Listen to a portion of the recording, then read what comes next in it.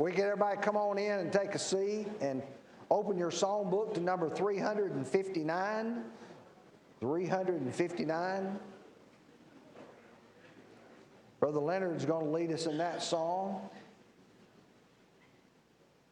And then after that, Brother Don, would you lead us in our prayer?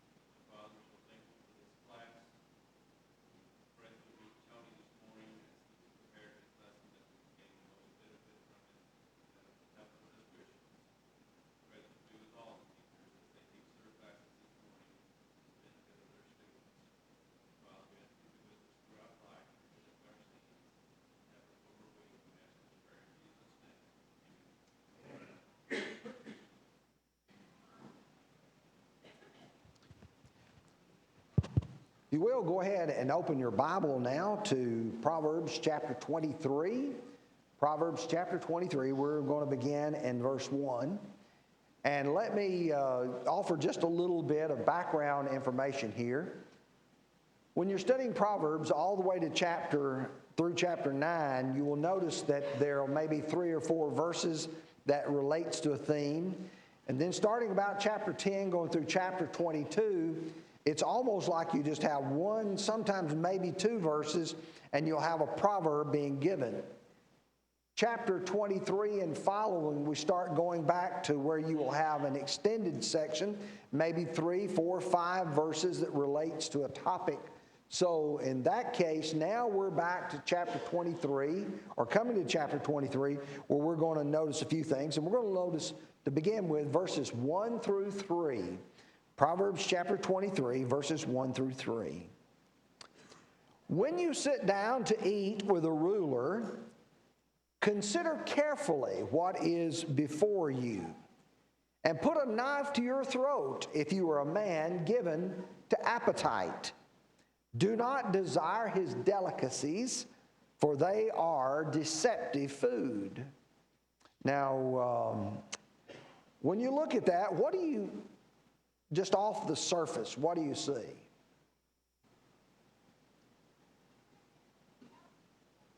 That's what I thought.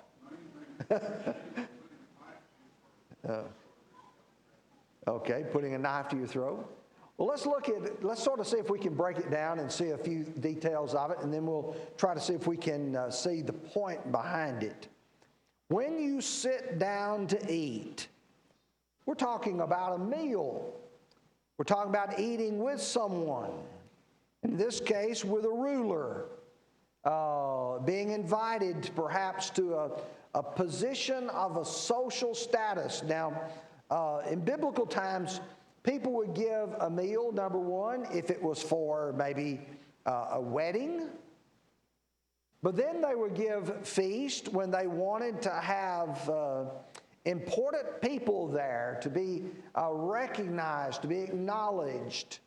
And so he says, when you sit down to eat with a ruler, consider carefully what is before you. Now, you're sitting down to eat, and I want you to visualize. You're invited to the ruler's meal.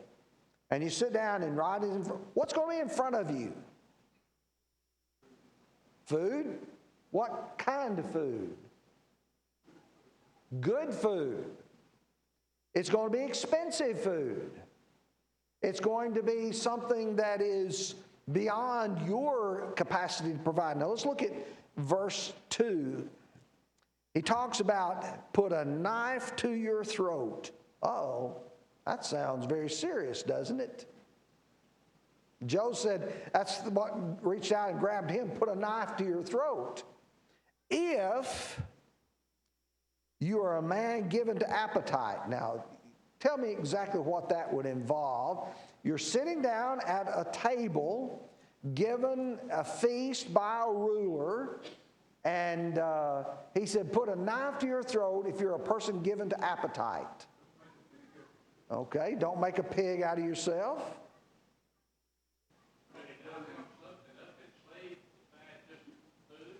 Okay.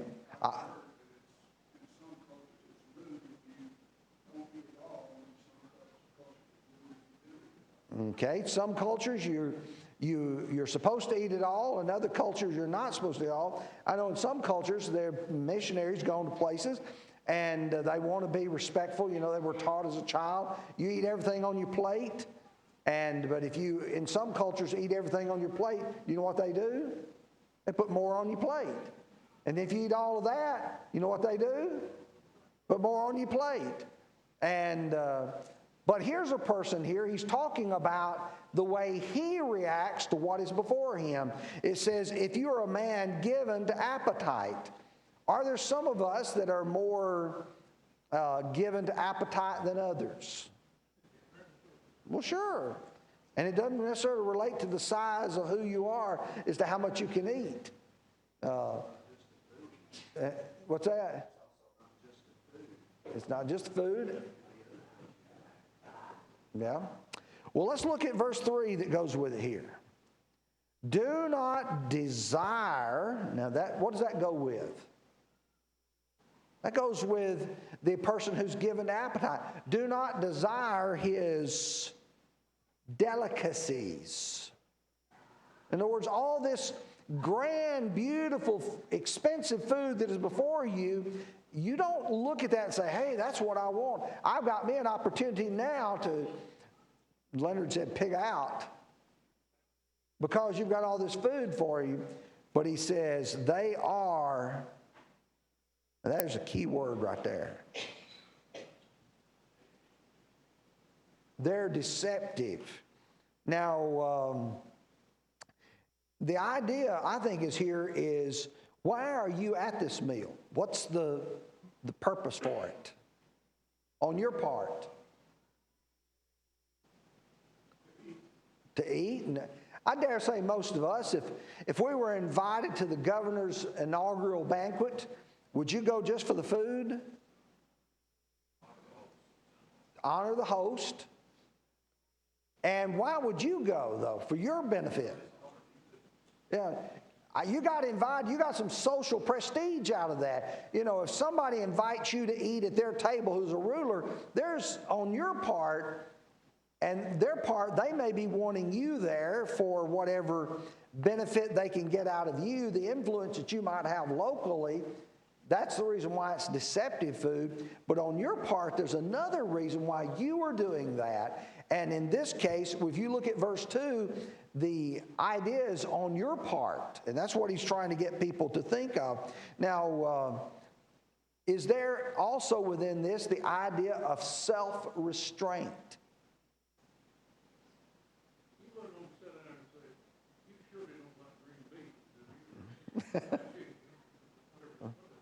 I'd say, you know, I would think, why would a person say, hey, WC got a bigger steak than I did. Can I get one of those bigger steaks, But, and he needs one, yeah. Let me bring the point out about self-restraint. When someone needs to be careful about what they say, we use a figure of speech. They say you need to bite your tongue. Now, is biting your tongue something that any of you enjoy doing? I'm talking about physically, actually biting your tongue. That hurts. Putting a knife to your throat is not exactly something you want to do either. But the idea here is that of some self-restraint. And what he's trying to do is to tell you, you need to be restrained in your going to this meal and what you're eating and what you're wanting, what you're desiring, and how you react to this. It's also about a proverb about not being too attracted to the finer things of life. You talk about his delicacies. Those are the finer things of life. Do we need to be very careful about trying to be so allured by fine things? Why? Because they're deceptive. You tend to think if I have all of this or all of that, that I will be a person of great ability. Well, let me provide you some other passages of Scripture which I think can be helpful in appreciating this. Let's go to the book of Jude. We rarely go to the book of Jude. Let's go to verse 12. Jude, verse 12. And he's talking about the problem creators in the church. He said, they are spots in your love feast, while they feast with you without fear, serving only themselves. They are clouds without water, carried about by the winds, late autumn trees without fruit, twice dead, pulled up by the roots. But I want you to notice that first part there. They are spots in your love feast. Is it possible that in the church that we can put too much emphasis on prestige and honor and at a fellowship meal, or maybe even a meal at someone's house? Oh, I was invited to theirs. Well, I wasn't invited. Do you remember 1 Corinthians chapter 11 when Paul talks about, beginning with verse 23, about the Lord's Supper? What was the problem there that brought on that discussion?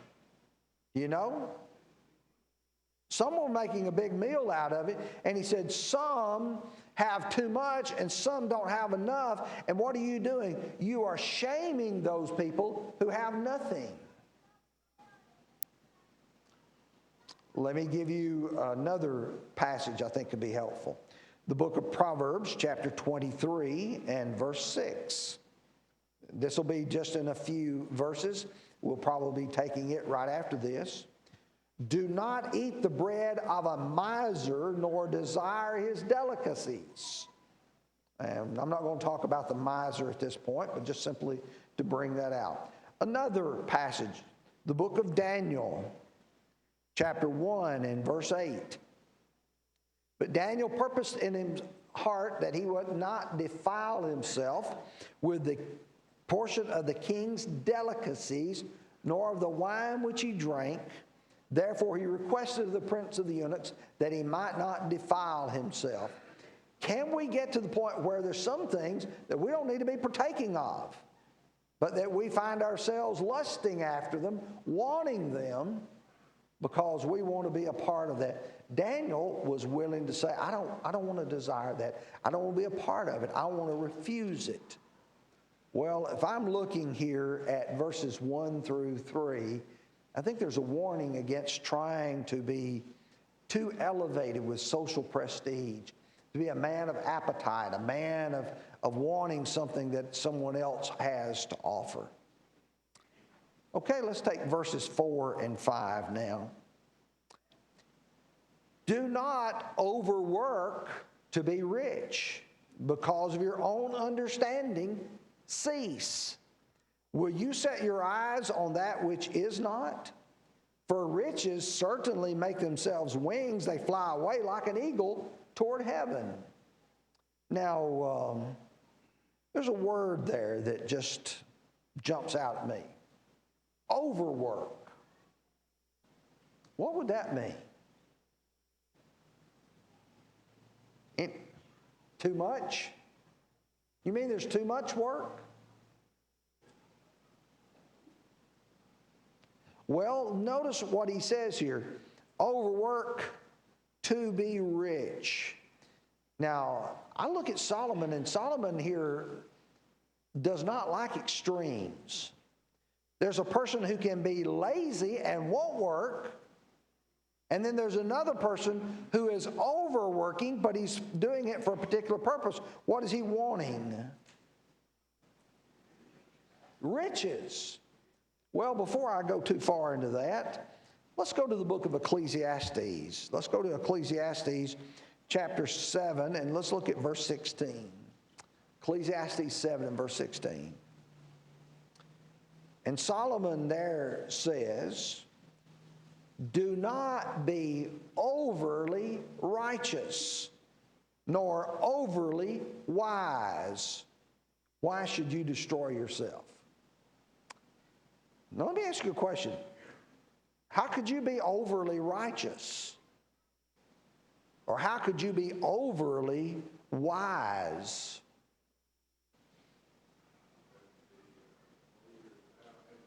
Okay, could be holier than thou. You know, there's some people who think that they deserve what they get in everything, whether it's in life or everything else. And they feel like, okay, if I'm overly righteous, the Lord owes it to me to save me. Or if I'm overly wise, then I am smart enough that I know how to take care of myself. I don't need anybody else to help me. Now, if you look at Solomon, how does Solomon think about wisdom? Is it good or bad? Good, get it. You know, it's of great value. What about righteousness? Is that something good to be attained? Yes. But can a person pursue something beyond what is normal? Do not overwork to be rich. Is it all right for a man to be able to work enough to be able to have for himself and to have to give to others? Well, sure. That's what the book of Ephesians says, you know, we're to be people who so will have enough, and so we can help others as well. But the idea is a person who puts too much emphasis on this. And it's obsession. Let's notice chapter 28 of Proverbs and look at verse 20. He said, a faithful man will abound with blessings, but he who hastens to be rich will not go unpunished. Hasten. You're in a hurry to become rich. We would say get rich quick schemes. Well, he says, because of your own understanding here, cease. You know what this is doing. It's not a matter of whether or not it's a good idea or not. If you're just living life to be as wealthy as you can be, then you've missed the importance of life. There's some other passages which I think are helpful here. 1 Timothy chapter 6, verses 9 and 10. He said, but those who desire to be rich fall into a temptation and a snare and into many foolish and hurtful lusts, which drown men in destruction and harm and perdition. For the love of money is the root of all kinds of evil, for which some have strayed from the faith in their greediness and pierced themselves through with many sorrows. There are people who want to be rich. That's their goal, their desire in life is, let me see how much I have or can acquire in this life. And do you know how you will leave this life? Same way you came in. You know, you didn't have anything when you got here, and you won't have anything when you're left. Yeah.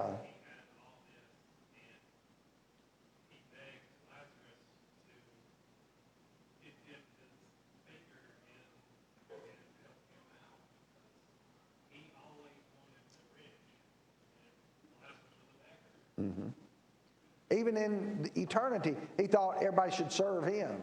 And that was a mindset that he had. Why don't you look here at verse 5, because I think verse 5 is the explanation to verse 4. Will you set your eyes on that which is not? He uses the present tense verb, is not. He says, riches do something. They certainly make wings. They fly away. One of the things that has just, in this last year or two, seems like people have talked about inflation. They've talked about how much things cost now, and the price of houses and things such as that. And a person who had what they thought was a decent living a couple of years ago, and they're living on a fixed income now, what's their life like? If you take everything costs twice as much and you're still getting what you were getting, it gets a lot tighter for many people. They have to make choices between where they're going to buy food or medicine. They have choices of things that they, are unable to do now. And we tend to think, well, I've got plenty of money in the bank, but that doesn't mean that you got it. And things can change quickly. You can lose your bank account in a heartbeat. Oh, there's just so many ways that people's lives could change quickly and for the worse. And what he's trying to do is to say, be very careful with it. Back in Proverbs chapter 1 and verse 19, he said, so are the ways of everyone who is greedy for gain. It takes away the life of its owners. You don't realize you spent all your life trying to be rich, and when you get to the end of life, what have you got? Nothing. Oh, you say, well, he's got a big bank account, but you're going to leave it all to somebody else. That's what Solomon says in the book of Ecclesiastes. So you really don't have anything. And that's the reason why he would say in chapter 22, verse 1, a good name is rather to be chosen than great riches and loving favor rather than silver and gold. I'd much rather die a poor man and have the good name from God and the good name of faithful brethren than I had to be able to say, look what I have acquired in this life. Oh, yes, it's all just, grasping for wind. It's vanity of vanities. Doesn't mean a thing. Okay, let's look at verses 6 through verse 8, because I think all three of these sections go together here. Do not eat the bread of a miser, nor desire his delicacies. For as he thinks in his heart, so is he. Eat and drink, he says to you, but his heart is not with you. The morsel you have eaten, you will vomit up and waste your pleasant words. Now, let's notice what he talks about. Eating the bread of a miser. What is a miser? The word I would use is stingy. He's a person who, in his mind, he doesn't want to give it. He doesn't want to do anything for it. Now, when you look at the two previous sections, the first 3 verses talk about a banquet from a king, social prestige. Then verses 4 and 5, wealth, fortune. He's trying to get us to view things properly in life. Does it mean a lot that I've been invited to eat with the ruler? Does it mean a lot that I have acquired things in this life? No, it doesn't. So he says, do not eat the bread of a miser. Now, a miser is not just a stingy person, but that is a part of it. Let me offer what I think are some biblical passages. Let's go to the book of Matthew to chapter 20 and look at verse 15. Matthew 20 and verse 15. here's a man who is giving people all the same amount of money regardless of how long they worked. And the master says, is it not lawful for me to do what I wish with my own things? Or is your eye evil because I am good? Now, here's a man who worked all day long, and he agreed to work for a denarius, normal day's wage. And then now, here's a man who works a half a day, and he gets paid a denarius.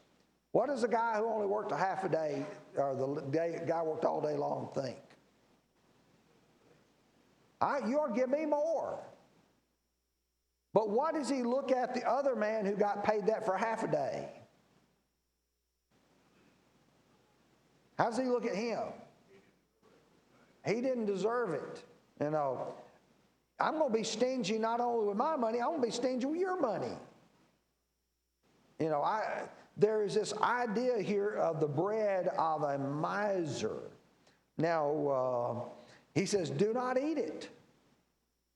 And you might think, well, that's okay. You know, if he says, here, come eat, and he's provided his delicacies, which I think ties that back up with verse 2. And it says, he says to you, eat and drink. Somebody puts it in front of you. If you say, okay, here's you something to eat, and here's something to drink, and you know he's a miser,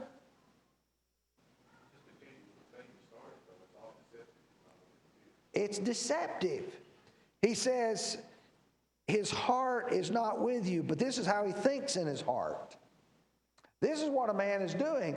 He's putting food in front of you and he's saying, eat it, but you better not eat much of it. You know, I don't want to have to pay for a whole lot of you.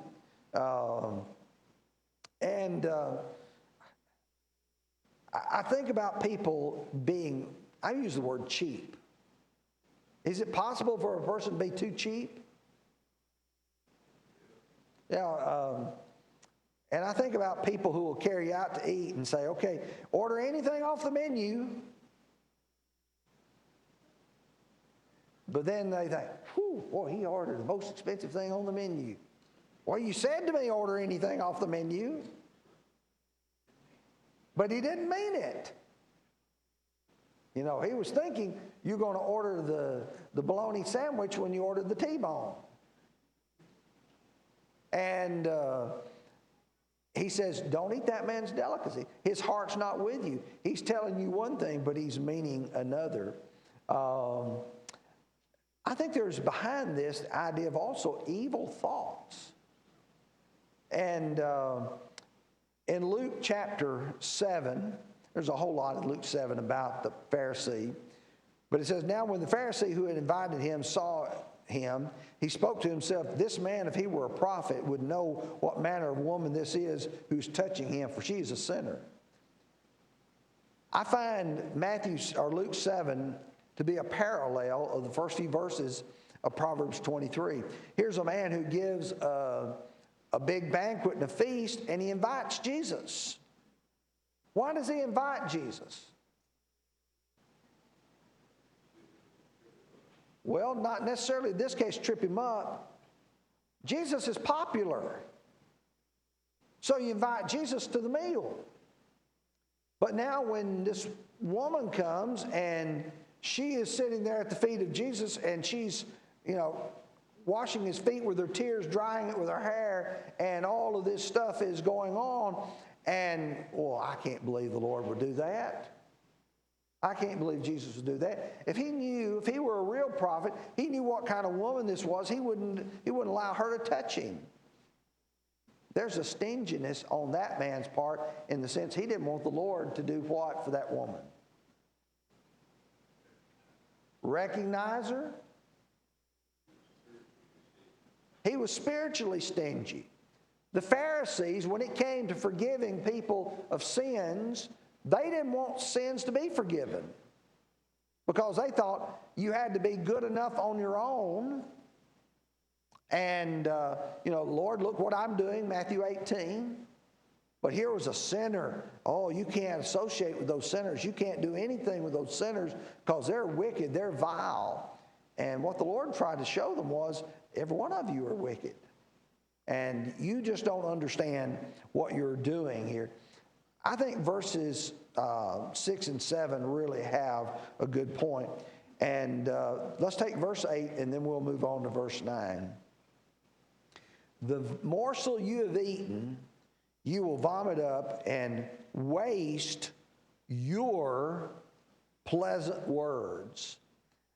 Here's the bread of the miser. He's come and he's put food in front of you and he said, eat and drink. And then you say, no, I don't know if I ought to do that or not. But you eat and drink. And he said, what will you do with it?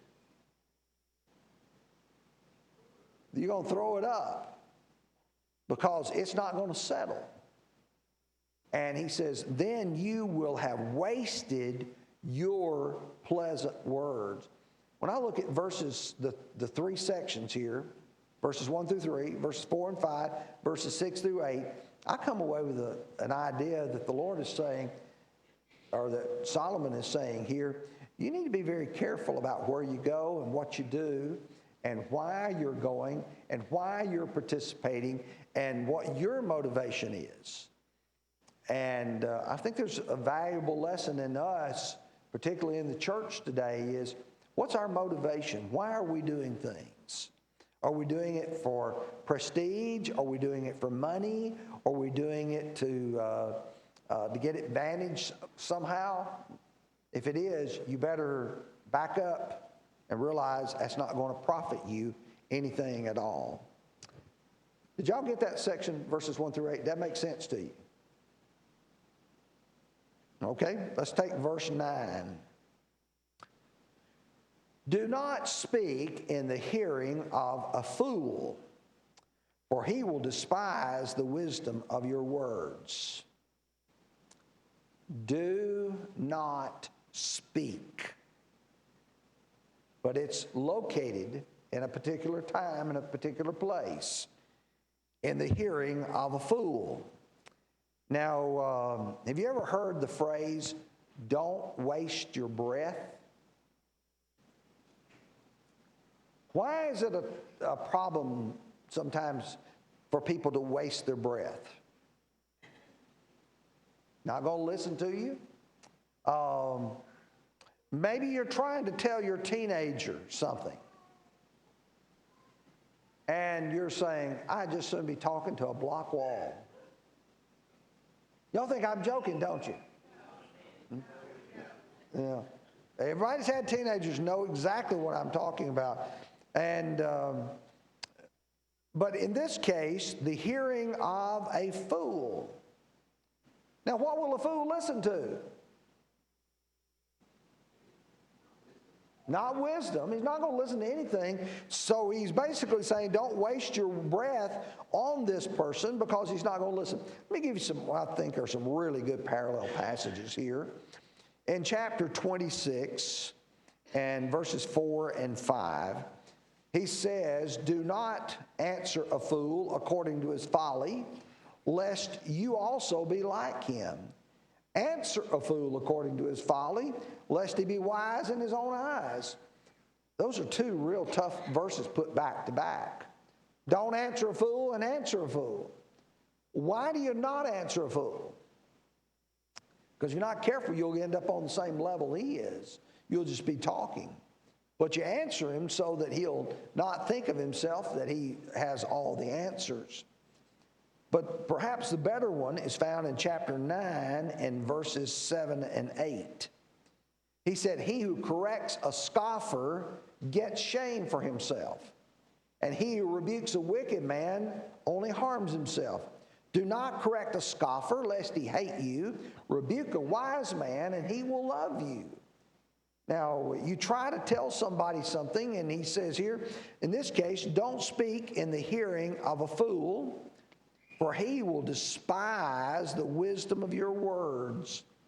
To me, the passage that comes to mind is Matthew 7, verse 6, when Jesus says, do not cast pearls before swine.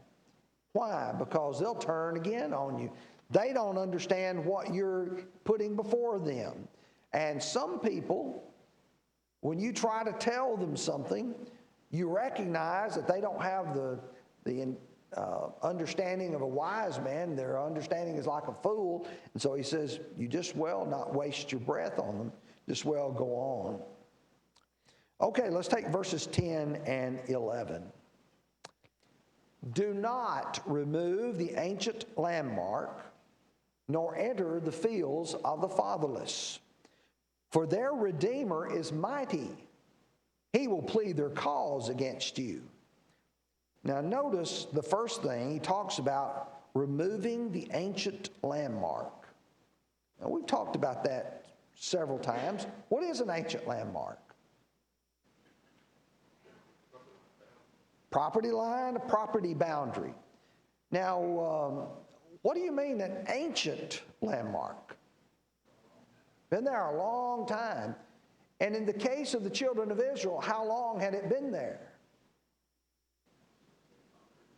Since they came in and settled the land of Canaan. This property here belongs to the tribe of Manasseh. This property here belongs to the tribe of Issachar. This property here belongs to the tribe of Reuben. The ancient landmarks which they had set. In the book of Deuteronomy, chapter 19 and verse 14, it says, you shall not remove your neighbor's landmark, which the old men have set, in your inheritance which you inherit in the land which the Lord your God is giving you to possess. You're going to go in there, you're going to possess that land, you're going to have it, and you don't remove that landmark. In the book of Job, chapter 24, and verse 2, we read, some remove landmarks. They seize flocks violently. They feed on them. He's saying there's some people steal something that belongs to someone else. That's what it means to remove an ancient landmark. Well, in this same chapter, last chapter, chapter 22, verse 22, we read, do not rob the poor because he is poor, nor oppress the afflicted at the gate. When he says here, do not remove the ancient landmark, nor enter the fields of the fatherless. Who are the fatherless? They're orphans. But a man may be an orphan, but he is still of what particular tribe? And a person says, well, here's a little, maybe 6-year-old boy, and he's an orphan. And let's say he's of the tribe of Reuben. And here's where the ancient landmark says, well, that little boy won't know any difference. He's not been around. I'll just move the landmark over and get what I want. I'm entering his fields. I'm taking what belongs to him. Well, verse 11 says, for their Redeemer, the Redeemer of those fatherless, those orphans, he said, is mighty, and he will plead their cause against you.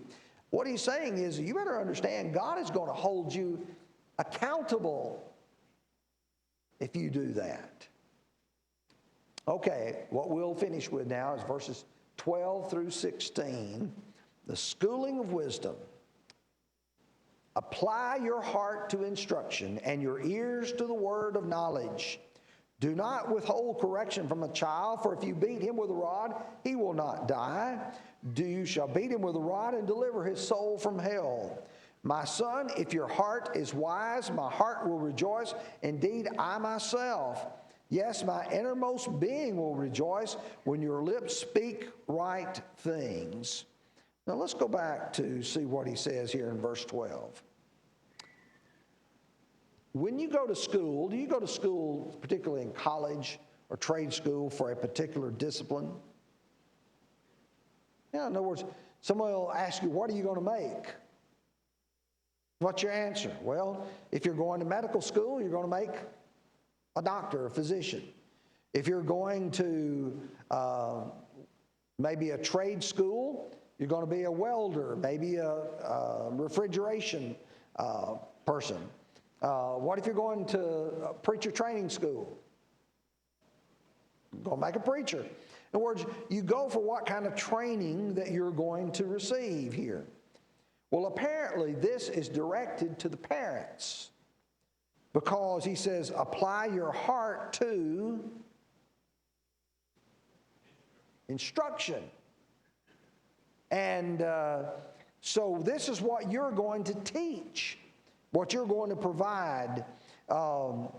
Proverbs chapter 4 and verse 1 says, hear, my children, the instruction of your father. Chapter 13 and verse 1, a wise son heeds his father's instruction. And then chapter 22 and verse 6, you know what it says? Train up a child in the way he should go. When he's old, he will not depart from it. When we studied that verse a couple weeks ago, you remember what I stressed? The key word, first word of the verse. Train. Train up your child in the way he should go. And so his focus here is on applying your heart to instruction, your ears to the word's wisdom. Now he's going to talk about how you're going to train your children. Verses 13 and 14 says, if you beat him with a rod, he'll not die. He says, don't withhold that correction from him. Verse 14, you shall beat him with a rod and deliver his soul from hell. What's he trying to say? Why do you discipline your children? You love them. What's one of the things that you want them to not end up in? Torment. You don't want them to end up there. Well, Lord willing, 2 weeks from today, we're going to pick up with verse 17, because next Sunday, Brother Jack is going to be doing a great job of teaching our class.